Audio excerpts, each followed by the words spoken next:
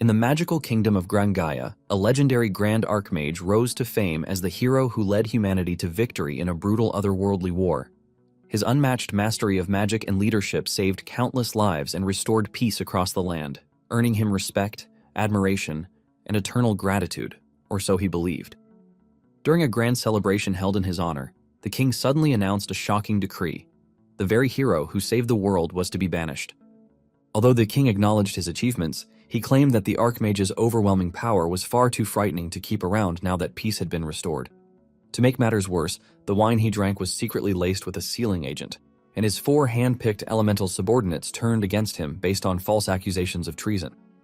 Moments before death, he cast a secret reincarnation spell and awakens 3,000 years later in a modern hospital. When he gets up on his feet, he realizes that he has woken up in the body of a high school student, Shiobana Asuma, and this comes as a shock since the dude has the same name as him. The alarms went off, and the medical staff rushed over, and to their surprise, Asuma was standing like nothing had happened to him.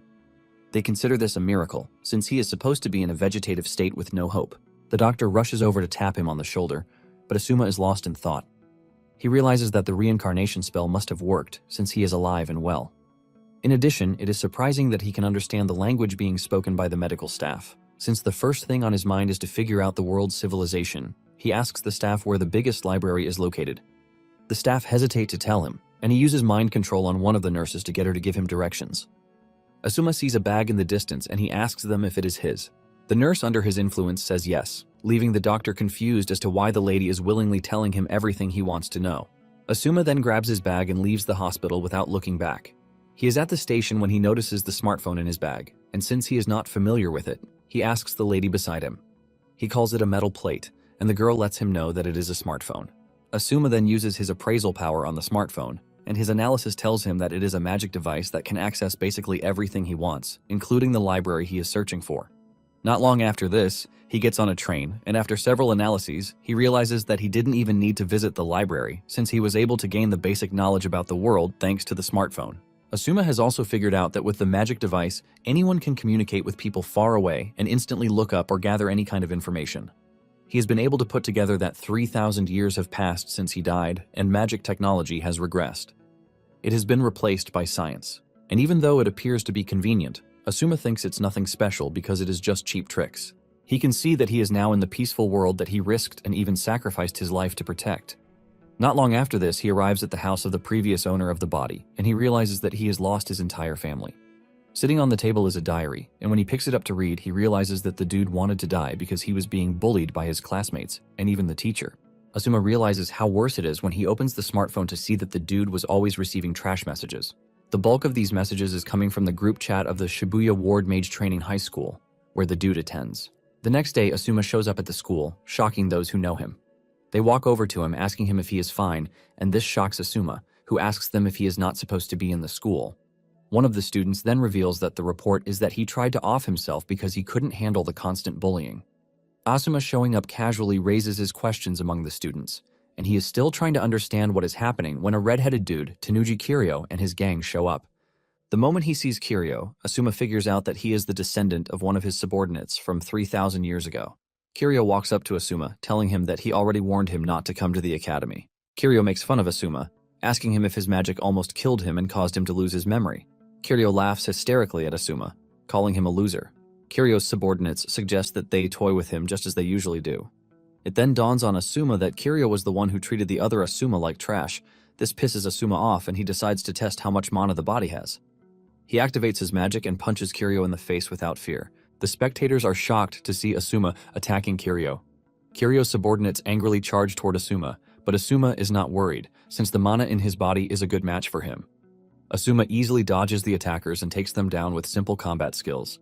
He then decides to try out the mana output, and he unleashes a powerful magical wave that sends them crashing to the ground. Kiryo is pissed with the embarrassment he is currently suffering from Asuma and angrily unleashes a Hellfire Cannon. The students are shocked when they see this, since it is a powerful spell that is banned on the school grounds. The students scream at Asuma, telling him to dodge the attack or else he will die.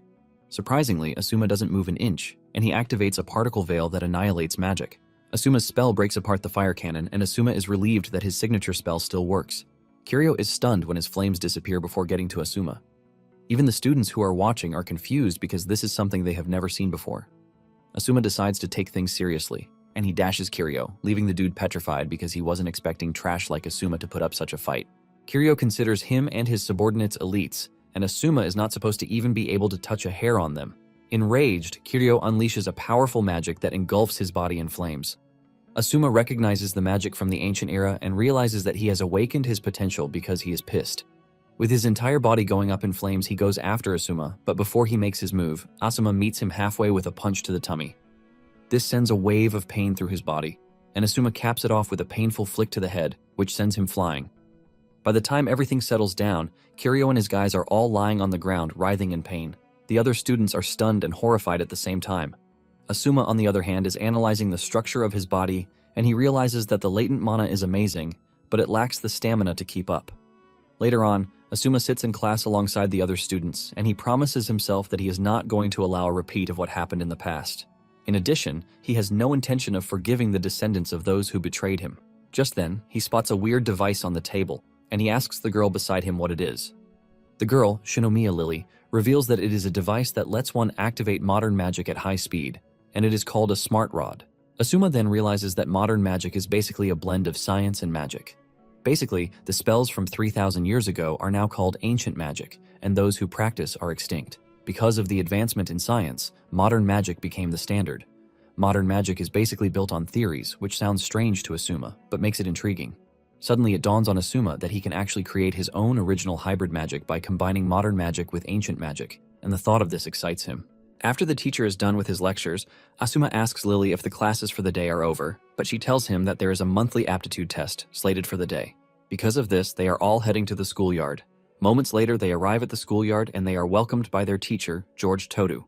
He lets them know that the day's test is going to be the most important one yet because it is going to decide their attribute as a mage. He urges them to take the test pretty seriously. Since Asuma still has a lot to learn, he asks Lily to explain the attribute colors to him. Lily reveals that fire mages are red, while water mages are blue, and dark mages are black. Apparently, mana is channeled through the body's mana circuits to cast spells, but the circuits have limited capacity, so most people stick to one element. This is the choice that determines one's specialization. Not long after, George calls Asuma to the stage. With a disgusted face, he asks him what element he is going to be picking. With a confident face, Asuma tells George that he has no interest in picking any of the elements because he is cool with being a no element. George thinks Asuma is joking around, but Asuma makes it pretty clear that he has no intention of choosing just one element. This pisses George off because he believes that Asuma is mocking him. The other students are surprised because Asuma is choosing to be a NEET. They can't believe that he is intentionally choosing a disadvantageous element. This is Asuma's first time being called a NEET, and he figures out that it is what they call a colorless mage in the modern era. However, he is not worried because they are all getting it wrong. Taking a biased growth path is basically stupid because staying colorless is the only way to fully use one's mana to the fullest. George starts complaining, asking why someone as trashy as Asuma is even enrolled in the academy. George threatens to beat Asuma up just as he regularly does. Asuma then figures out that George is the teacher who is always picking on the former Asuma.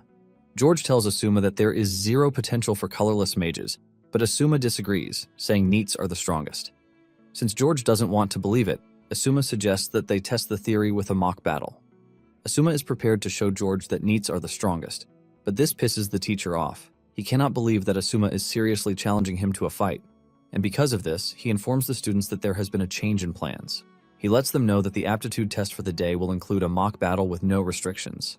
Lily freaks out when she hears that George is not adding any restrictions to the duel, since George is the strongest in the entire faculty. Before the fight starts, George tells Asuma not to blame him for whatever happens during their fight. Asuma casually tells George that he should be worried about himself instead. The match begins, and George unleashes 2 smart rods, claiming that he is the only one in the academy who can handle multiple elements.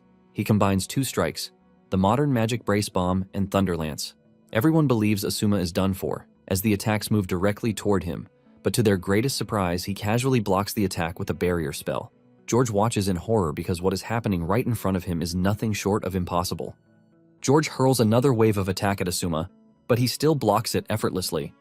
This shocks George and even the students who are watching. George continues throwing all the attacks that he can, but Asuma slowly walks up to him while parrying all of his attacks. George starts to panic and he screams at Asuma, telling him not to come any closer. Asuma confidently walks up to him, and he crushes his smart rod before placing his hand on his shoulder and unleashing a painful attack on him. Asuma tells George to confess everything he did to everyone, or else he is going to turn him into dust. Realizing that Asuma is not bluffing with his threat, George starts to confess. He reveals that he always looked the other way when Kiryu and his gang were bullying Asuma. Even when Asuma confided in him, he still beat him up for it. The students are horrified and disappointed when they hear this, and they quickly rush over to get the headmaster. George crashes to his knees, and Asuma looks down on him while asking him how he feels about losing to a colorless mage. Because of the fight against George, Asuma becomes a scary force in class because he now looks like a completely different person. After the class for the day, Asuma turns to Lily again to talk to her, shocking the girl. Asuma thanks Lily for her help earlier on, and Lily's face turns red from extreme blushing. Asuma makes it even worse for Lily by going close to her and asking her if she is willing to go out with him. Lily's entire world goes into shock when she hears this. With her face totally red, she subtly agrees to go out with him. However, reality soon dawns on her when she realizes that Asuma means something else. He only wants her to show him around the school and the important places that he needs to know. After showing him around, Asuma thanks her for her help, and she feels like a total idiot for getting her hopes up. She fails to bottle in her emotions, and she starts to rage until Asuma asks her what the problem is. She quickly replies that nothing is wrong, and to cover up for her emotional mistake, she takes Asuma to the best building in the school, the magic analysis room. Lily lets him know that students can use the room as long as they apply for it. Asuma then tells Lily that she can now end the tour because he understands everything clearly. He thanks her for the help and assures her that he is going to repay her for the help one day. Lily is blown away by all of these, forcing her to ask if the dude is really Asuma. She confesses that Asuma has been a totally different person since the day started. Asuma admits that he might appear different since he just woke up the day before and his memories are a bit jumbled. He then apologizes for making her worry. But deep down, Asuma is impressed that Lily is able to figure out that something feels off. Once this is settled, Lily leaves and Asuma stays behind in the analysis room. Asuma places his hand on the computer and asks it to analyze the ancient and modern magic. Asuma is confident that with the computer he can develop a new and original hybrid magic. Asuma smiles as he can't wait to use it the next day. Suddenly a dude appears beside him, asking him if he is Asuma. This comes as a shock to Asuma because he didn't even sense the dude's presence. The dude introduces himself as Izuya Katakura, and he is one of the S4. Asuma is confused about what the S4 means, and Izuya reveals that it means the strong four. Basically, those in the group are considered the strongest in the academy, and Izuya is one of them. Izuya tells Asuma that he heard about how he took down Kiryu, who is also a member of the group. What surprises Izuya is the fact that he is a colorless mage. However, Izuya confesses that he is not pissed that Asuma beat Kiryu up because he is not a fan of the things he does. Because of this, Izuya tells Asuma that he would like them to be friends. He stretches his hand to Asuma with a big smile on his face, and Asuma takes a moment before shaking him and accepting the deal. In the process of shaking each other, Asuma realizes that Izuya has cast some sort of weak spell on him, and he assumes that it is a tracking spell. Instead of getting pissed by this, he is impressed because Izuya is able to cast modern magic naturally without using a smart rod. In addition, he can clearly see that he is a descendant of his past comrade, the Mage of Wind. After they are done exchanging handshakes, Izuya turns around to leave and Asuma smiles brightly because he is basically accepting Izuya's challenge. The next day, Asuma heads to the faculty room to make reservations for the analysis room, and he is given 1 hour, which is 3 p.m. to 4 p.m. During the lecture that day, Asuma fails to concentrate, as he can't wait to visit the magic analysis room. After school, he heads straight for the room. Asuma focuses on the ancient magic, the Grand Panel, which is a form of ancient magic that he used back in the day. It is a procedure where mana is taken from the atmosphere and then condensed in the mana frame within the body. Once the magic that the mage wants to activate has been determined, the mana is transferred from the mana frame to the execution frame, and the magic circle finally formats the unstable process into a fixed pattern. Basically, the precision and beauty of a magic circle are proportional to the skill of the mage. The mana flows through the magic circle designed by the caster, and when it is released from there, the magic activates. Ancient magic, on the other hand, can only be used by those who are chosen. This is basically because mana cannot be refined in the body without magical talent. However, things appear to be different in the modern era because the internal mana frame and execution frame have been replaced by an organ called the mana circuit, thanks to the invention of the smart rod. The smart rod automatically injects mana into the body's mana circuit and artificially generates a magic circle to activate the spell. To put it simply, they were able to create a more generalized process, making it possible to activate magic without any innate personal differences. However, due to the manualization of the procedure, the power of the magic has decreased when compared to ancient magic. And just as expected, without the smart rod, there is no way to use magic. With all of these, Asuma figures out that creating the hybrid magic that mixes ancient and modern technology is the ultimate goal. However, to do this, he knows that he has to master modern magic to the highest level so he can conquer all the attributes. He plans to use the quantum computer to run the calculations for the basic theory of his hypothetical hybrid magic. Asuma inputs his data, and once he is done, he decides to get himself a drink and wait until the calculation results are out. Suddenly, he gets thrown into a magical space where he finds himself falling. He quickly figures out that he is currently under attack by someone who wields modern magic, but the problem is that he can't see the person. Just then, it dawns on him that there is only one person who has slipped past his radar, and this is Izuya. Asuma cannot believe that the dude is already making his move when he suggests that they become friends. Since Izuya doesn't mind attacking him, Asuma plans to teach him what it means to be his senior. Since there is no way Izuya could have teleported him to the sky, Asuma figures out that it is a recognition-altering spell to make him perceive it that way. This is the same type of magic that Izuya used in the past, and Asuma is surprised that he hasn't changed. Nonetheless, Asuma is curious to see what will happen if he continues free-falling. Just then, a bunch of artificial magical beasts appear out of nowhere. Asuma is forced to cast a barrier spell, and he figures out that he is going to be stuck on the defensive if he can't pinpoint where Izuya is hiding. Asuma plans out his move and decides to use deceleration magic to stop his fall. But suddenly he realizes that he is falling into a magic mine. This is when he realizes that Izuya has already placed countermeasures in the magical space, which will always react to the spell he activates. Asuma comes to the quick conclusion that he needs to destroy the mines before they explode, causing a chain explosion. Asuma believes he has everything under control until he suddenly finds himself levitating in an empty space with no atmosphere, making it hard for him to breathe. He is still dealing with this when a bunch of explosions rock the space, and this is when Asuma finally decides that he's had enough. Asuma soon realizes that he is at risk of suffocation and dying if he doesn't make a move quickly. To cap it off, the magical space is intricate in its construction, just like a work of art. Since he knows how Izuya operates, he is pretty sure that he is hiding somewhere and watching, so he can witness his death. This means the whole space is not autonomous, so Izuya is definitely nearby and watching through a peephole. Asuma concludes that his way out is to find the peephole, and he surrenders himself to a 100% focus mode. Izuya sees this and believes that Asuma is finally giving up, but at the same time, he is not ready to pull back. Suddenly, a large explosion rocks the space, and this is thanks to Asuma channeling all of his concentrated mana into his execution frame and unleashing it at once. Izuya is shocked when he sees this, but Asuma doesn't hold back as he continues to expand his massive magic circle. He plans to expose the anomaly within the space and pinpoint Izuya's observation point by doing this. After some moments of doing this, he finally locates Izuya, and he wastes no time exploiting the space. He breaks apart Izuya's magic and he finds himself in the magic room again. With this, he confirms that Izuya was using a recognition-altering magic. Asuma then leaves the room to find Izuya where he is sitting. Asuma walks up to him, asking him why he would want to harm him when he told him earlier that he would like them to get along. Izuya jumps up excitedly, telling Asuma that he is everything he imagined him to be. Izuya talks about how easy it was for Asuma to break through the illusion magic and cast levitation magic without a chant. Izuya tells Asuma that he is an incredible person for being able to do this. Izuya continues dancing around as he compares Asuma's technique to the best art in the world. He tells Asuma that he is incredible, and he would like to understand his magic circuits. Suddenly, Izuya's face changes as he tells Asuma that what he loves most is seeing something beautiful get destroyed. Before Asuma can react, he realizes that Izuya has gotten a step ahead of him again, and he has fallen into another spell of his. Izuya then activates his magic spell, Meteor Fall, and a bunch of construction materials from below levitate into the air to start falling on Asuma, in an attempt to impale him. Even with a number of sharp materials coming at him, Asuma maintains his cool. Just before the spikes descend on him, he manages to create a barrier to block them. However, Izuya makes fun of him, telling him that he wants to see how long he is going to hold out. Izuya continues hurling several materials at Asuma, forcing him to keep evading, and without a doubt, he realizes that Izuya is trying to corner him.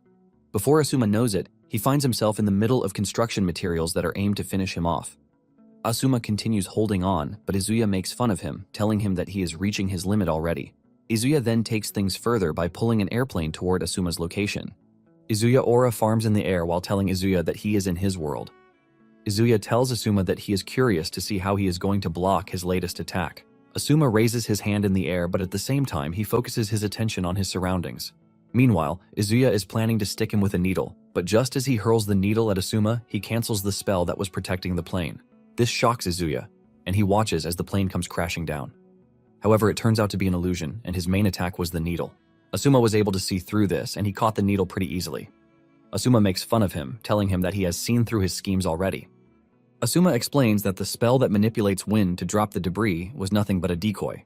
Izuya had dropped real objects like poles and metal plates, but then he followed it with an illusory airplane to draw his attention.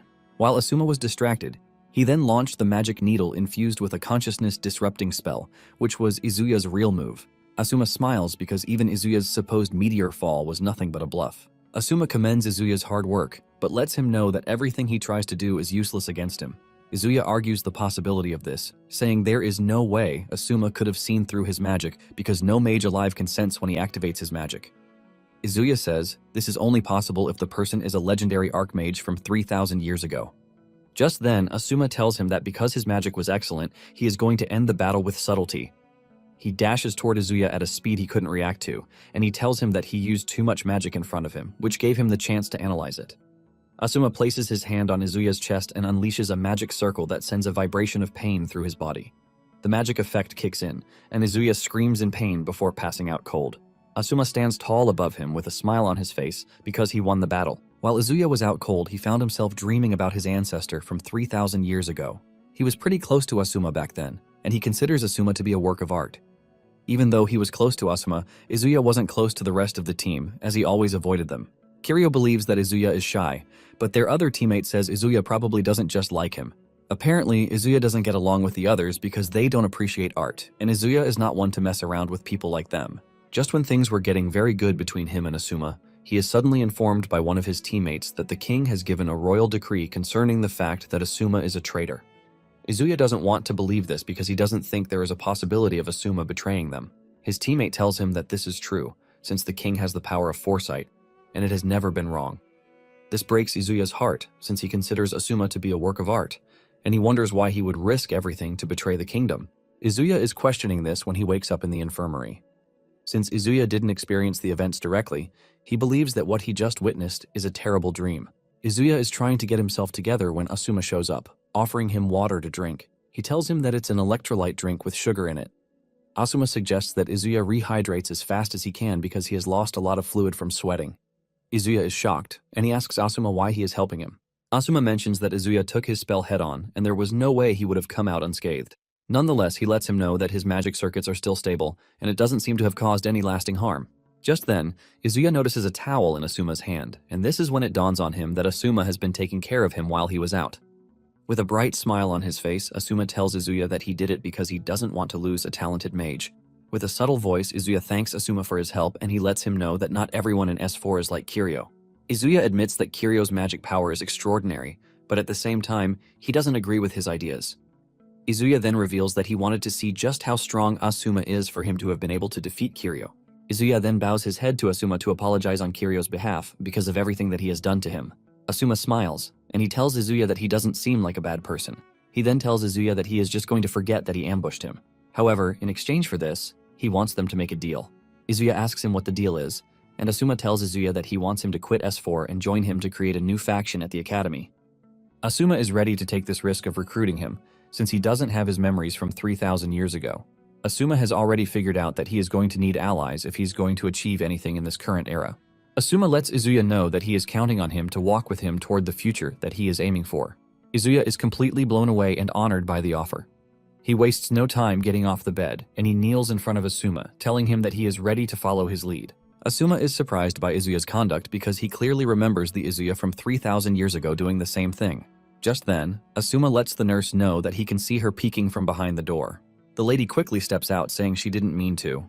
Since he is done with Izuya, Asuma prepares to leave. Before leaving, he gives the nurse a chart that analyzes Izuya's magic circuit. Asuma tells her that she can use this as a reference, and the moment she stares into the chart, she almost loses her mind. She can't believe just how insanely detailed the chart is. She screams at Asuma to stop, and she asks him if he will be willing to join his research institute as a special student. Asuma turns around, smiles at her, and rejects the offer, telling her that he is fond of the academy already. After leaving, Asuma heads to the magic analysis room because he got sidetracked a bit, and he needs to continue with his research. After the computer is done analyzing everything he suggested, the computer comes up with a conclusion that his theory is recommended for presentation at academic conferences as a new magic system. Asuma is pleased that his hunch was right, and he heaves a sigh of relief because this lays a foundation for the hybrid magic that mixes ancient and modern methods. Asuma figures out that the next thing he will do is to tweak each magic formula to fit specific uses. After this, he will adapt them to magic circuits, and he also needs to verify their compatibility with elements.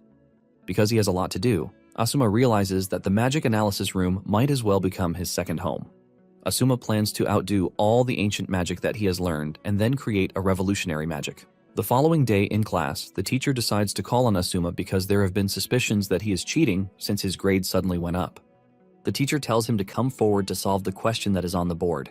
The teacher gaslights Asuma into stepping up, and Asuma confidently walks up to prove them wrong that NEETs are not trash. Asuma picks up the chalk and he starts solving the equation down to the last-minute detail, shocking the teacher and even the students. Asuma even explains how the equation came to be and what it is used for. Apparently, it was the same equation that led to the invention of smart rods, and when the teacher hears this, he is completely overwhelmed. He has no choice but to tell Asuma that he is right, and he tells him to go back to his seat. The teacher is left in a daze because Asuma just solved a problem that is meant for those in the university. As he returns to his seat, Lily cannot keep her eyes off the cool and chill dude. During lunch, the majority of the class walks up to Lily, begging her to talk to Asuma so that he can be friends with them. Realizing that they won't let her breathe unless she does so, Lily finally agrees to talk to Asuma. Lily then asks Asuma if he will be free after school so that they can go to the cafe in Ebisu with the rest of the class. Asuma initially refuses the offer, but the moment he realizes that Lily will be put to shame, he changes his mind. The whole class erupts in joy when he says this, and they admit that it is the best day of their lives. Meanwhile, there is a weird girl watching Asuma, and she is aiming to trash Asuma's gorgeous face. Moments later, Asuma and his classmates arrive at the cafe, but Asuma couldn't even get a moment of rest as the students are interested in everything that concerns him. Lily soon gets tired of their incessant questions, and she screams at them, telling them to ask one at a time. Asuma then starts answering all of their questions, like what his favorite food is and the perks of being a NEET. Even when he is about to miss a question, the student quickly reminds him. Asuma reveals that the person he is closest to is Lily, and the moment he says this, he sends Lily almost fainting, but she tries to keep her cool so things don't end up like before. However, she takes out her emotions on the cup that she is holding, squeezing it so hard that she spills all the contents of the cup. Asuma still finds a way to leave her flustered by comforting her because of the spilled drink. Lily then tells Asuma that the students are curious about him, since none of them offer any elite courses. Apparently, their full meaning for NEET is not in education, employment, or training. However, they are all convinced that this is not the situation in Asuma's case. In fact, they believe it is more like neat, skillful, clever, and amazing. Asuma smiles when he hears this, and he tells the students that they might be right. Lily cannot believe that Asuma is actually cool with everything they have been saying so far. As they leave the cafe, they make sure to exchange contact information with Asuma, and this provides another round of excitement for them. Meanwhile, there is someone spying on Asuma and sending his live locations to their boss. Asuma soon notices the presence of this person, and he tells Lily to be cautious. Suddenly, a bunch of elite students pop up in front of them. Asuma demands to know why they are there, but they remain silent until a car pulls up in front of them. The students then create a passageway for whoever is inside the car. When the car door opens, Asuma's classmates panic because the dude stepping out of the car is one of the S4. The dude walks up to Asuma and introduces himself as Fukada Shion, the head of the Academy's club union. Without a doubt, Asuma can see that Shion is the same Shion from 3,000 years ago. Shion then tells Asuma that he heard about how he helped Izuya out, and since the group can't keep owing favors, he decides to challenge Asuma to a magic duel. Lily is shocked when she hears this, and Asuma turns around to ask her if she knows what a magic duel is. Lily is horrified when she realizes that Asuma doesn't know Jack, and she whispers in his ear telling him what a magic duel is. When Asuma takes too long to give his answer, Shion unleashes his scary battle aura to intimidate Asuma. Asuma analyzes the aura and realizes that it is a fighting spirit, which is aimed at him and the rest of his classmates. Asuma realizes that Shion is willing to take hostages as long as he gets him to accept the duel. Since this provides a field of entertainment for Asuma too, he decides to accept the duel. The moment he agrees to the duel, Shion sheathes his sword, and he tells Asuma that the duel will take place the next morning at the Academy's central arena. Asuma smiles because he is not worried a bit, and he is prepared to show Shion why he is much better than him. Later on, Asuma finds himself in a lucid dream, and from inside the dream, he is able to dive into his subconscious and hidden thoughts. Asuma considers a big opportunity to dig into the original owner of the body. He remembers that when he reincarnated, there was a small amount of unused mana that remained inside his body's magic circuits. Since he hasn't touched it, he believes that he can read the original owner's thoughts if he looks through it. He also believes that there is going to be a remnant of past Asuma inside his thoughts. To do this, he figures out that he needs to use magic to extract his spirit, but he remembers that there is no ancient magic for this. Being the genius that he is, He decides to make one for it. He jumps on the idea and he starts putting together everything that should make it work, and he does this. He smiles because he is literally creating new magic inside a mental space. Asuma is confident that he is going to be the only one who will do this in history. Just as expected, Asuma is able to pull it off and draws out the body's thoughts. The young Asuma freaks out when he sees a carbon copy of himself standing in front of him, and he demands to know where he is. However, his head starts banging and he crashes to his knees in pain. Asuma figures out that the memory synchronization between the young Asuma and the body has started. All the memories start flooding in, and Asuma realizes that he tried to off himself in his room, which is why he ends up losing consciousness. After this, he landed in the hospital and fell into a coma from which he was not supposed to wake up. He asks Asuma if everything he just saw is correct, and Asuma says yes. He lets him know that he is currently borrowing his body, and he apologizes for this. However, the young dude doesn't mind, since he would have remained in a coma if not for him. The young Asuma then asks Asuma why someone from 3,000 years ago reincarnated into his body. Asuma took his time to explain, and when he did, young Asuma almost lost his mind. Asuma also added the story of how Kiryu and the teacher were bullying him. However, Asuma has defeated them already and has taken down other strong opponents too. Asuma reveals that he is doing all of these to protect their body. Young Asuma freaks out when he realizes that he would have become a mini celebrity at the school. However, he doesn't think this is a problem for him anymore, since he is dead already. Young Asuma then reveals that he finally remembers how it all happened. When he was in a coma, a meteor shower passed close by, and the meteors were being sucked into a massive black hole. However, inside the black hole is a speck of light that caught his eye. He narrates that the light was flickering as if it was struggling, and he decided to take the place of the light. Young Asuma dived in, and he kept falling. He realized that he was someone who wanted to die, but lived, while old Asuma was someone who wanted to live, but ended up dying. Young Asuma smiles, saying it probably happened the way it was supposed to. However, old Asuma disagrees, saying they are two souls sharing a body, and neither of them can exist as Asuma on their own. With confidence, Asuma tells young Asuma that they are currently in their story, and he promises to make his dream come true. Young Asuma smiles, and tears drop from his eyes when he hears this. He and old Asuma share a handshake, and he thanks him for the help. Young Asuma tells old Asuma that he is satisfied with the fact that he is trying to help him fulfill his wish. Young Asuma then asks old Asuma if there is anything he can do to help, and old Asuma tells young Asuma about his experience at the cafe. He tells young Asuma that Lily was yelling some sort of weird incantation, like all you changed to white mocha. This has left old Asuma confused, and he asks young Asuma if he can translate this for him. Young Asuma laughs when he hears this, and he tells old Asuma that he doesn't mind helping, but just then his body starts to fade, telling them that their time is up. Young Asuma then thanks old Asuma for bringing him back. Before disappearing, he tells old Asuma that he is going to continue taking a peek at their story. When Asuma wakes up, he knows that young Asuma is nothing but a lingering thought, but at the same time, he wants to fulfill all of his wishes. Meanwhile, at Shion's residence, he is seen sitting in front of a giant crystal known as wurtzite nitride orichalcum, which is mined only in the mountains owned by the Fukada family for generations. It is basically the hardest metal on the planet, and after Shion is done meditating, he slices the metal into shreds with his sword. Just then, the weird girl, who was stalking Asuma earlier, shows up at Shion's training ground. It turns out that she is also one of the S4, and she is Mizuhara Miyune. Miyune is impressed at just how effective Shion's sword is because it is able to cut through the material like it is nothing. Shion then tells Miyune that he has already watched the video she sent to him, and he is surprised that Izuya and Kiryu lost the way they did. Shion mentions that he might be in the S4 just for the sake of it, but at the same time he held Izuya and Kiryu in high regard. He considers them the embodiments of the Academy's prestige, and because of this, he has no intention of showing mercy to whoever threatens the Academy's prestige. Miyune agrees with him, telling him that if he underestimates Asuma because he is a NEET, he is only going to regret it, just like Izuya and Kiryu did. Shion then whips out his sword and he swears by the moon in the sky that he is going to defeat Asuma. He says he doesn't care if anything happens to Asuma because the Academy's authority is far greater than a human life. Miyune is happy to hear this and she urges Shion to smash Asuma's pretty face. Miyune then asks him if he has intentions of bringing out his secret weapon during the fight, but Shion says no, believing that the fight is not going to warrant him doing that.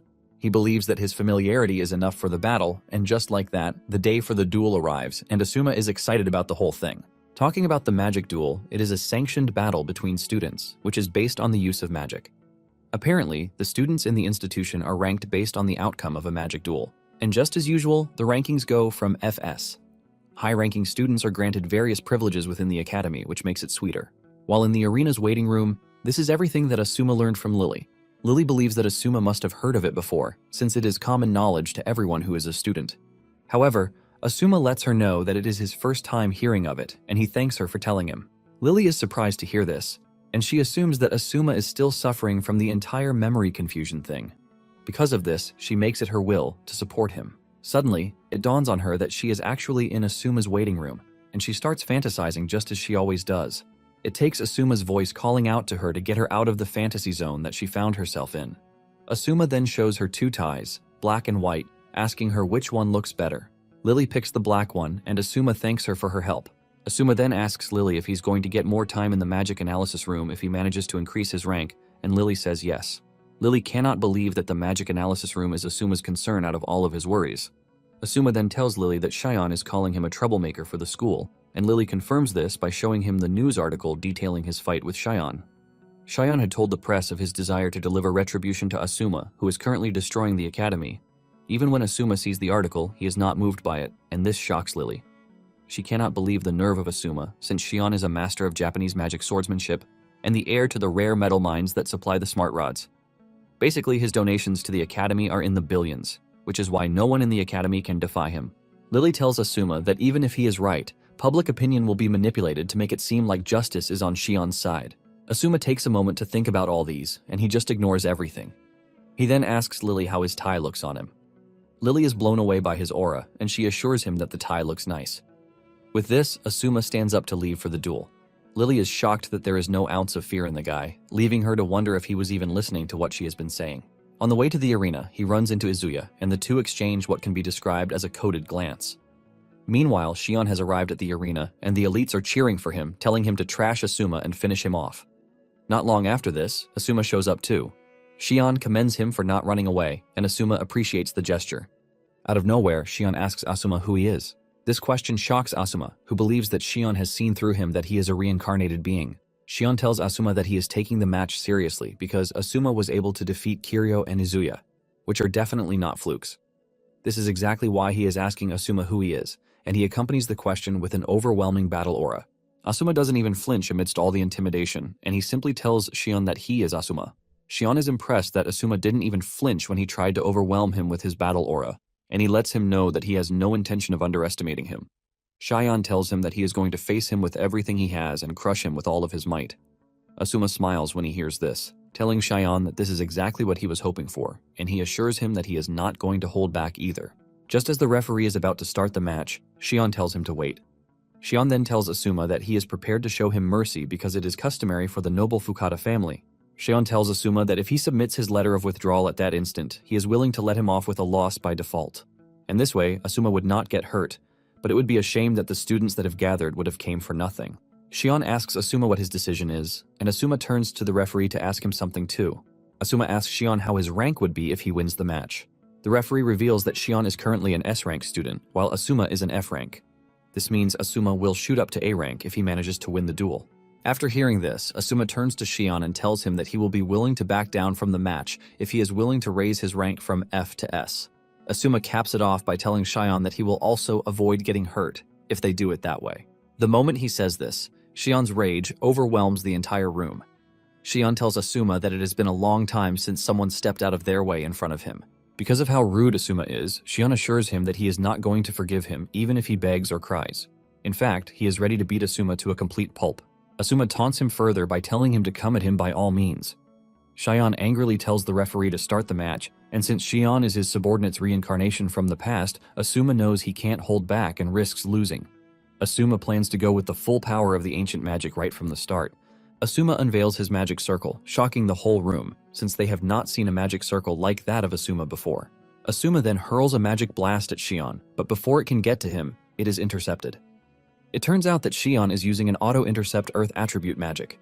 Asuma is not surprised because this was how his previous self was moving too.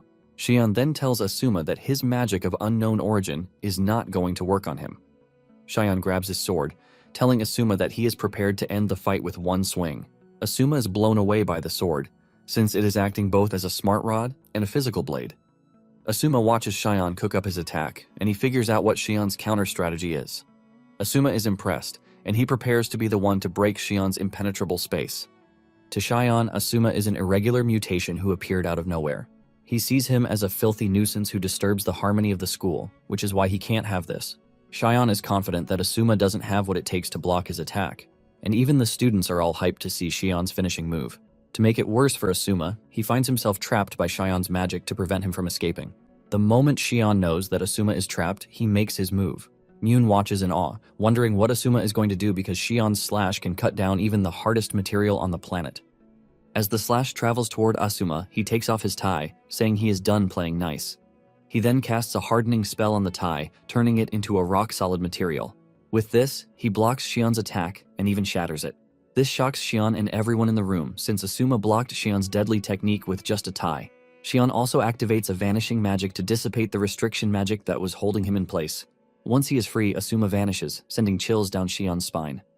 Meanwhile, Asuma is preparing for a counterattack, and Shion is panicking at the mere thought of this.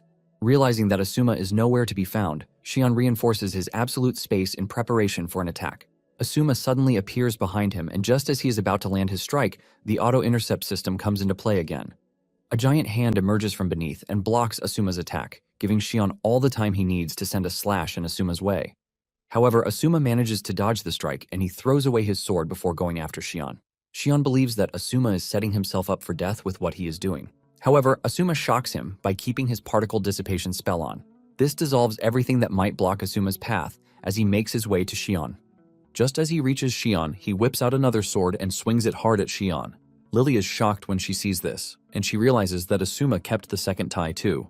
Shion finds himself struggling against Asuma's overwhelming strength, but Asuma commends him for holding on, since he planned to end the fight in just a strike. Shion also admits that Asuma is the first to get close to his domain, and because of this, he plans to unveil his secret sword technique for the first time.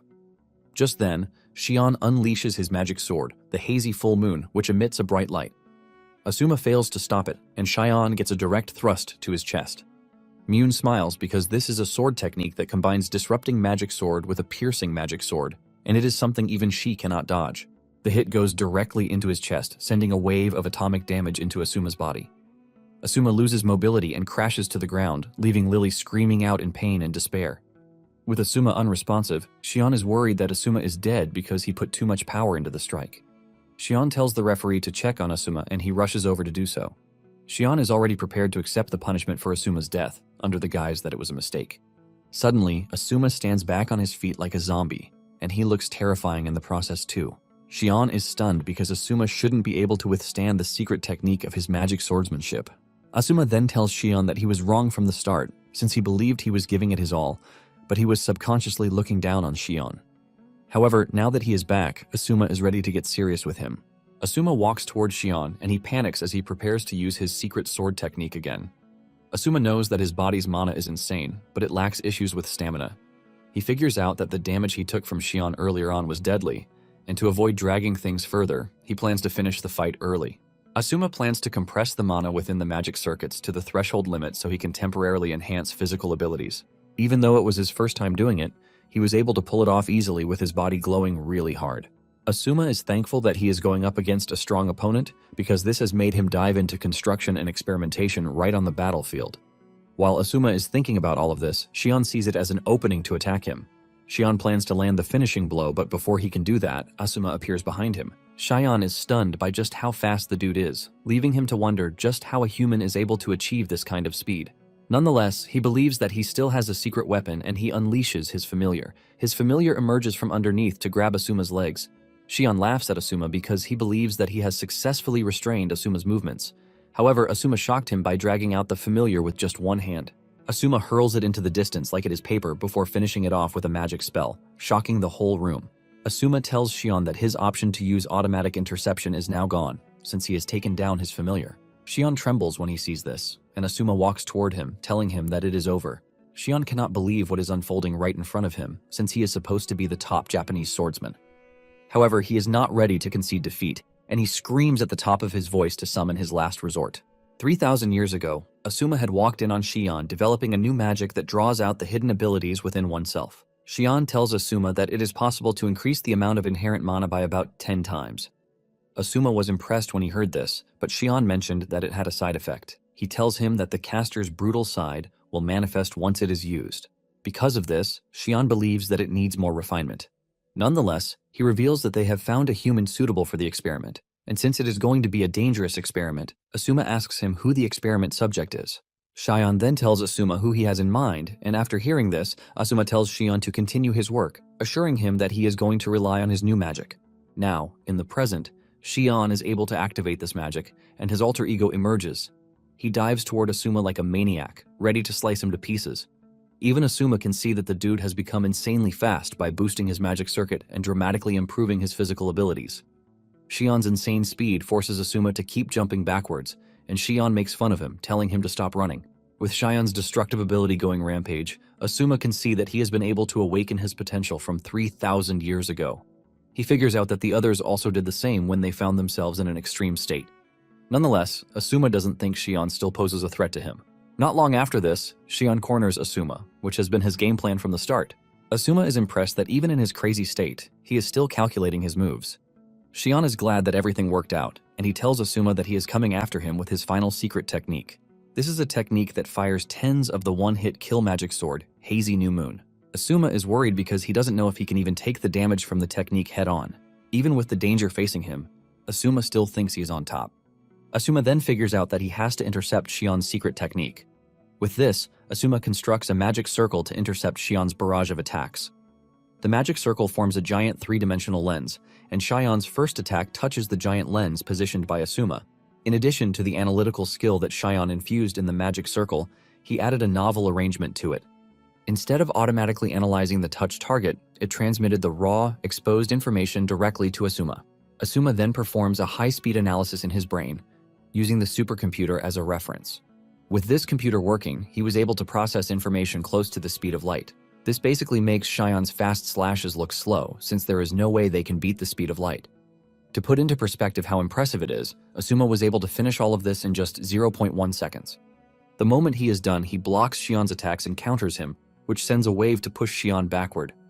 However, he pulls himself together again and goes after Asuma, but he easily blocks the attack. Asuma grabs his sword and breaks it before punching Shion really hard on the face to knock him to the ground. Asuma points his sword at Shion, urging him to surrender or get stabbed in the worst possible way. Realizing that he is going to get himself killed if he continues acting brave or stubborn, Shion has no choice but to surrender. Asuma then smiles at him, asking him if he has finally learned his place. Since he has already lost, Shion then asks Asuma how he was able to predict his attack because it is impossible for the human brain to be able to do so. Asuma smiles and he understands his confusion. He then explains that he applied the principle of the quantum computer that is inside the magical analysis to boost the circulating mana in his brain. Shion is surprised when he hears this, and Asuma says science actually works well with ancient magic. However, Asuma lets him know that he was able to develop these countermeasures thanks to Izuya. Before coming to the fight, Izuya had told Asuma that Shion possesses an aggressive alternate personality. He informs him that he has a gentle, normal personality and another one, which is aggressive. He urged Asuma not to let his guard down until he had defeated the alter ego. Shion refuses to believe that there is a possibility of an ordinary mage being able to do this, and Asuma smiles at him, telling him that he is not an ordinary mage because he is a grand mage. Meanwhile, the students have erupted in joy as they celebrate Asuma's win, and Lily couldn't be prouder in the stands. After the battle, the news of a colorless defeat of Shion spreads widely, and they know that this is something that will remain in the books for generations to come.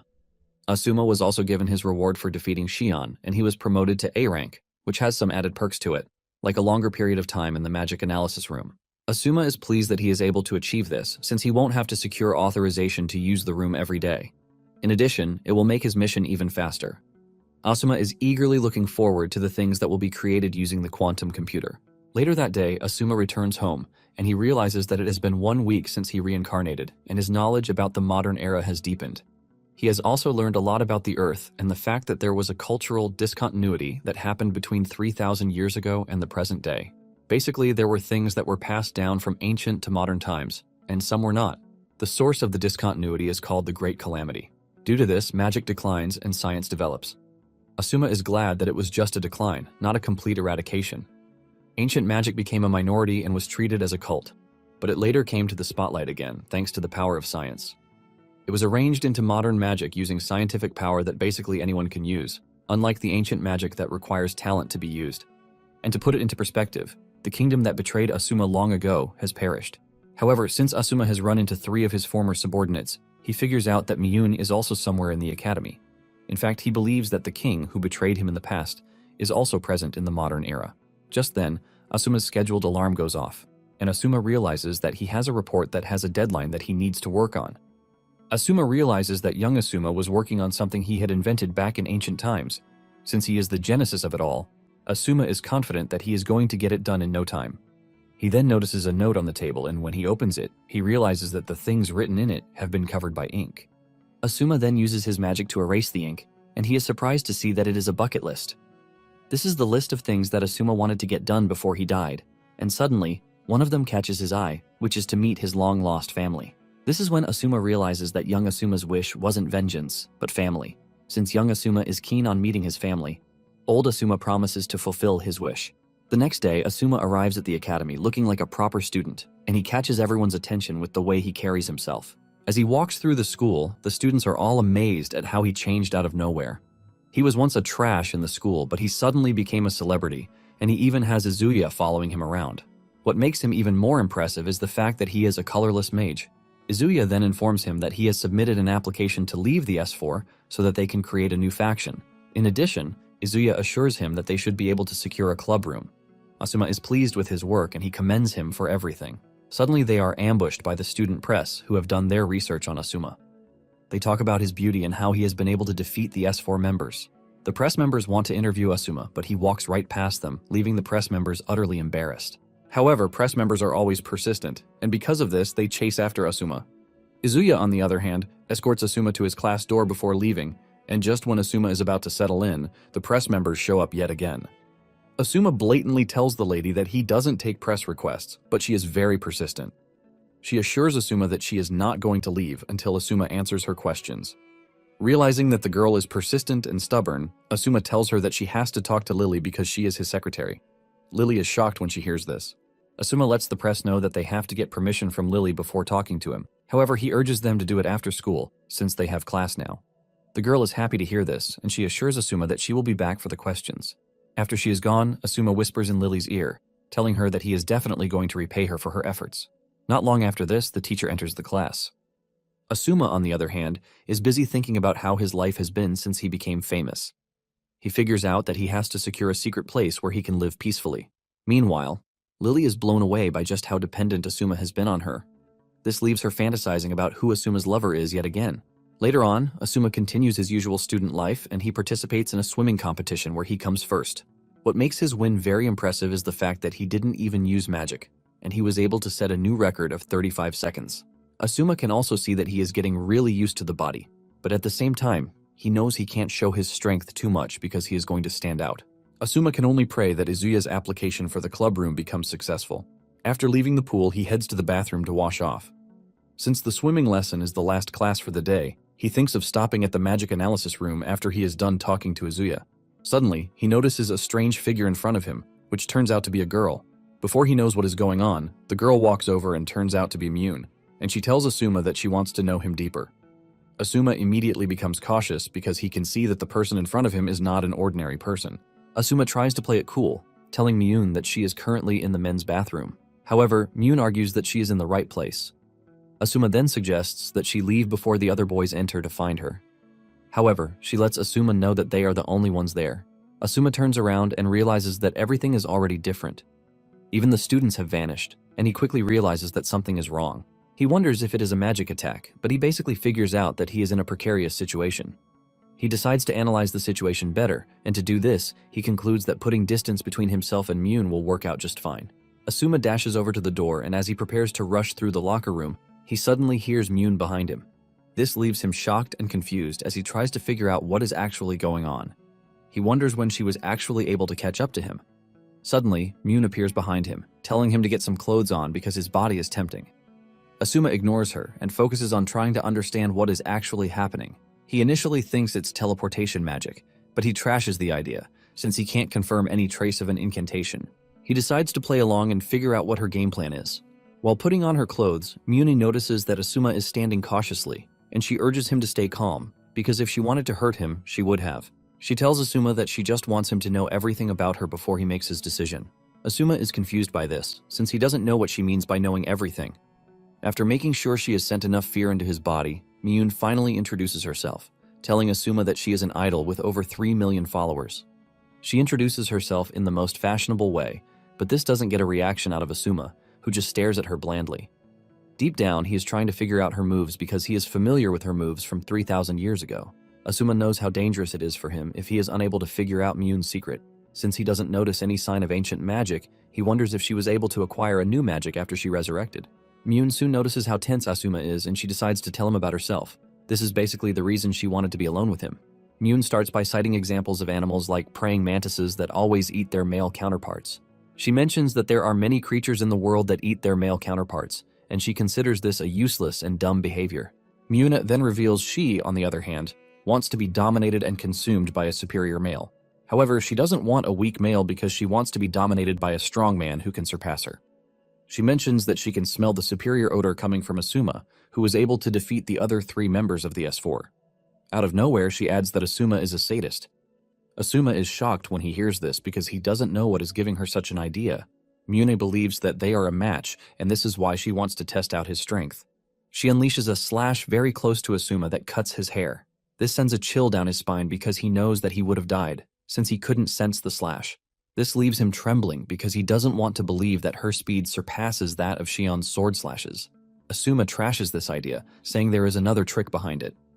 Mune smiles at Asuma, urging him not to disappoint her, and Asuma, on the other hand, finally pulls himself together to properly unravel the mystery behind Mune. Asuma is taking a look at his surroundings and putting everything into memory when he is slashed on the arm by Mune's attack. Before he knows it, another strike hits him on the leg, and Mune tells him that he will be free to do whatever he wants with her if he manages to beat her. However, she lets him know that if he fails to lay a finger on her, she is going to kill him. She then tells him that he is free to bow before her and grovel at her feet if he doesn't want her to kill him. Mune says breaking a sadist like Asuma would be a joy to her. All while she is saying this, Asuma remains mute, and Mune continues to deal damage to his body. Mune makes fun of Asuma, asking him if he is so scared to make a move, and she tells him that he is a total letdown. She also reveals her disappointment at Asuma's unwillingness to fight. Asuma finally breaks the silence, and Mune believes that he wants to beg for his life. However, Asuma tells her that she is getting it wrong because he only wants to tell her that he will never grovel or beg for his life. Asuma then adds that he doesn't even like Mune, and this sends a wave of anger through her body. Asuma continues by telling her that all of her talks about strong males and domination don't concern him. Asuma then caps it off by saying he doesn't have the desire to get himself a lover. Asuma makes fun of Mune for thinking she has a chance at controlling him, letting her know that they are on different levels because he is way stronger than her. This pisses Mune off, and she tells Asuma to back his words by turning the situation around because a male who cannot love her doesn't deserve a reason to exist. She angrily hurls a magic attack at Asuma, and he blocks the initial attack. However, Mune follows through with another attack that slashes his chest. However, Asuma is not worried because he has successfully completed his preparations. Mune also notices that something is wrong because Asuma hasn't even tried to fight back. Just then, Asuma whips out a magic circle and he makes himself the target of the circle. Mune is surprised to see this, and she thinks Asuma has gone crazy because he is trying to hurt himself. Asuma then laughs at Mune, telling her that she is getting everything wrong because this is basically his solution to the problem. He has found a way to break through Mune's trap, and this is the only way. Initially, Asuma was worried because he found it strange that an Archmage like himself couldn't perceive Mune's attack trajectory at all. Because of this, he deployed invincible minds infused with the analysis skill into the air. All while Mune was attacking him, he was analyzing the environment to find a loophole. It turns out that one of the mines was accidentally destroyed, but it was with this that he was able to notice an attack which came from another phase. He realized that the attack was so fast because it hit him when he was still trying to pull himself together. Asuma starts wondering what could be happening that Mune's attack speed is greater than that of a swordsman like Shion. However, Asuma was able to figure out the trick to it. He noticed that the clock was not malfunctioning, and it was his perception that was off. Asuma figured out that he is currently under the influence of a delay magic that obstructs his perception. However, the problem is that there is not a trace of the magic being cast by Mune herself. Asuma then concludes that there is another mage who is maintaining the spell at all times. In the long run, he was able to figure out that there are artificial life forms attached to his body, and they are all Mune's familiars. Apparently, Mune had rigged the shower with water mixed with her familiars. It turns out that the more the familiars attach themselves to a target, the more their perception is delayed, making their awareness slow down. To put it into perspective, he became so slow making Mune's movement too fast for him. However, to get rid of the magic, he has to hit himself with a spell that sends him flying. Nonetheless, the direction that he is sent flying will be the key to turning the tables. Asuma's spell comes into play when he flies into the sauna room and his body erupts in flames. This, in turn, burns off all of Myun's familiars that are attached to his body, but at the same time, his shirt gets burned too. Asuma confirms if he worked everything out well when he checks out the time, and realizes that the flow of time has returned to normal. Asuma smiles because the tables have just turned in his favor. Myun is terrified when she realizes that her magical creatures have been burned away, leaving her wondering how he knew. Nonetheless, she thinks she is safe because he hasn't noticed his other trap. However, Asuma shocks her, telling her that he can see that she has the same magical life forms on her body too. Asuma says their magic effect is high speed and agility, which is basically delay and acceleration. Asuma says she is able to deploy her trap through the synergy of these two spells. Myun is left in complete shock when she hears this because Asuma has basically figured everything out. Myun then decides to attack first, and she launches a high-speed attack, but this can no longer match Asuma's perception again. Myun appears behind Asuma and she launches a powerful aqua laser at him, but he vanishes even before the attack can hit. Out of nowhere, Asuma appears behind her, and when she tries to run away, she realizes that she has no chance whatsoever because Asuma has already covered all of her escape routes. Asuma lets her know that there is no way she can escape. He lets her know that he is going to annihilate the entire mana surrounding her. Asuma then hits her with a powerful magical attack that shatters her mana and leaves her defenseless. Myun falls to her knees and watches in horror as her mana vanishes into thin air. Asuma walks over to her, telling her that the match is over and urges her not to resist any further. Suddenly, Asuma notices something strange. He realizes that Myun is a freaking man, and he asks her if this is what she was talking about when she said she is in the right place by being in the men's washroom. Myun confesses and says she can alter her body shape by controlling the water within her, but because the mana has been depleted, her true self has been exposed. However, she lets Asuma know that her feelings of being dominated by a strong man are not a lie. Myun tells Asuma that he is free to laugh at her, but Asuma shocks her by placing a towel on her.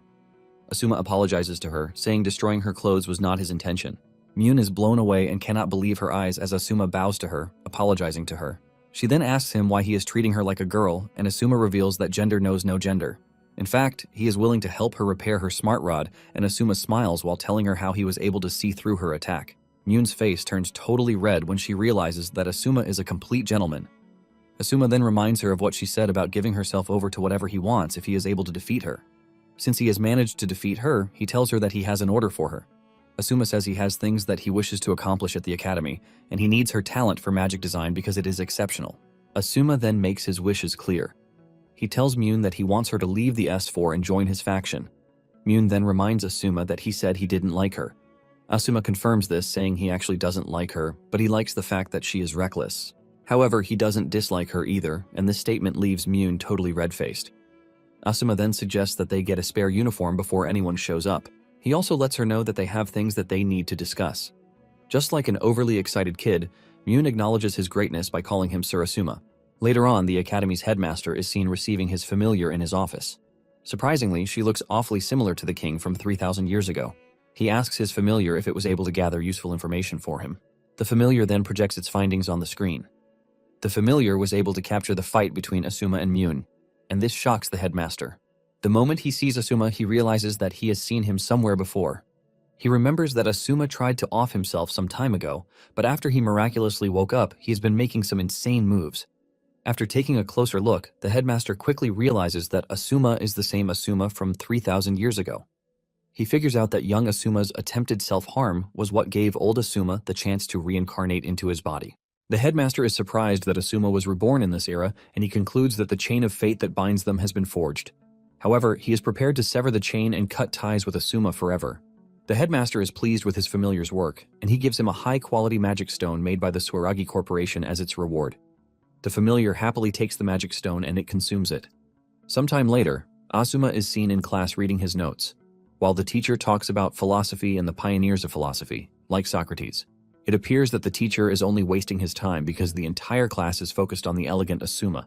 At the same time, Lily gets a message from the press club telling her that they are going to interview Asuma that very day, no matter what happens. Not long after this, the class ended, and the teacher was just happy that it was all over without a hitch. Lily then tells him that she would like to speak to him about the press club. Asuma realizes that he has somehow put Lily in a tough spot, but it was the only thing he could do at that moment. Asuma then tells Lily that she is a big help to him, and she hasn't forgotten his promise to reward her. Lily almost explodes from blushing when Asuma says this. Asuma makes it worse when he walks up to her and tells her that he would like them to get along even better. Lily accepts this, but she is confused as to what he means by this. After saying this, he turns around to leave, while Lily is freaking out where she is. Asuma then makes his way to the magic analysis room with the intention of creating a revolutionary magic that very day. The moment he steps into the room, he notices that something is different, and just then, a girl emerges in front of him. Asuma stays on his guard until the girl suddenly bows to him, calling him her master, while also apologizing for keeping him waiting. This is when it dawns on Asuma that the autonomous AI assistant that he used all of his wisdom to create is finally operational. Apparently, he was working on the AI as a side project for his new magic development. Asuma expresses his surprise that the AI came out quickly enough. He touches her cheek to confirm that she has a holographic body. The AI then tells Asuma that the simulations are already complete, and she lets him know that she can reproduce thousands of patterns inside the room concerning the new magic he is developing. Asuma is happy to hear this, and he suggests that they start immediately. The AI bows to Asuma as she acknowledges his order. It turns out that Asuma only wanted to create the AI to understand modern magic, but he ended up creating something high-end than he expected. Asuma initially thought modern magic was trash, but after learning more, he realizes that the magic is actually decent. Asuma figures out that the AI will grow into something more powerful and dependent if he continues teaching her everything that he knows. And when it comes to general knowledge, he plans to rely on Lily. After she is done with the entire simulation, she suggests that they try it out in real time. She engages the computer, and it starts calculating everything that is needed. Before Asuma knows it, the whole process has run deep into the night. Asuma is thankful that he was promoted to A rank, which gave him more time to stay in the magical analysis room. Just then, the AI tells Asuma to get at least 8 hours of rest because her scan shows that he is fatigued. Asuma agrees with her, saying he has been fighting repeatedly since he got reincarnated. He admits that the modern world is highly stimulating, and he has somehow found himself engrossed in it. Asuma then thanks the AI for the advice, but she doesn't think she deserves any praise because she is just a source code. Asuma disagrees with her, saying her routine is human itself, and since he was the one who designed it, he surely knows this. It then dawns on him that she needs a name. Asuma remembers that her GPU was German-made, and he decides to take a German name for her. After thinking over it for a minute, he settles for Val, and Val humbly accepts the name. She even blushes, and when Asuma sees this, he points out that this is part of what makes her human. Moments later, Val tells him that the simulation is almost complete, and with the way Asuma is looking at it, it appears that it is going to work. Just then, an emergency message comes in for Asuma. Asuma asks Val who the sender is, and he is shocked when he learns that it is the Academy's headmaster. The headmaster tells Asuma to come to the headmaster's office immediately, and this leaves Asuma wondering why he has been summoned. Since it is the headmaster, he figures out that he can't ignore the summons. Asuma then tells Val to continue with the simulation.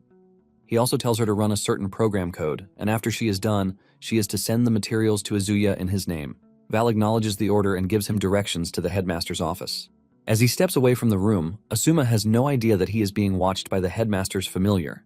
In a flashback from 3,000 years ago, warriors are seen engaging the otherworldly creatures, the Omega. The warriors have lost loads of comrades, but they refuse to back down because if they do, the kingdom is going to suffer. Suddenly, the enemy starts to prepare for a coordinated attack, which would wipe out the stubborn warriors. Even in the face of danger, the warriors remain steadfast, and just as they are about to meet their maker, Asuma appears out of nowhere, blocking the attack and wiping out the Omegas at once, using a devastating force. When the dust settles, the warriors thank him for his help, and he tells them to report the situation to the Senate. Asuma looks around, and he berates himself for not being able to save the dead warriors. Moments later, his subordinates join him on the battlefield. The four are also pissed that they got there late, which caused the death of countless warriors. Izuya then suggests that they take solace in the fact that they wiped out the invaders. Mune expresses her concern about the creatures since she can't find them in the magical encyclopedia. Shion reveals that the creatures appeared out of nowhere, as if they came from another world. Asuma then tells his comrades that they need to remain vigilant against the annoying invaders.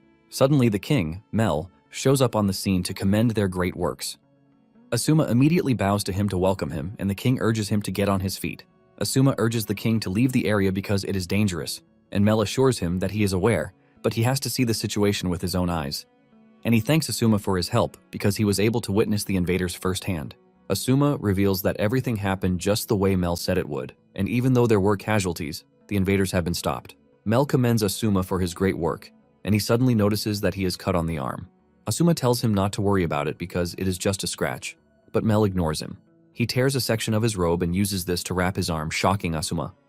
Mel tells Asuma that since he has no powers, aside from his foresight, helping Asuma is not a big deal to him. Mel mentions that it is his job to protect the people of the kingdom with his power. Apparently, there is a legend in the kingdom about the magic staff and the Book of Wisdom. Mel believes that Asuma is the staff, while he is the book. Asuma is honored by the king's words, and Mel lets him know that he is counting on him. Now in the present day, Asuma wonders why he is remembering the memory when he is on his way to the headmaster's office. Moments later, Asuma arrives at the office, and he is told to enter. However, he is surprised when he enters the office to see that there is no one there. Suddenly, a magic circle appears below and above, and he finds himself in another location. He realizes that he has just been sent away, using teleportation magic. He is still trying to understand his situation when he sees the headmaster's familiar staring at him in the distance. This is when it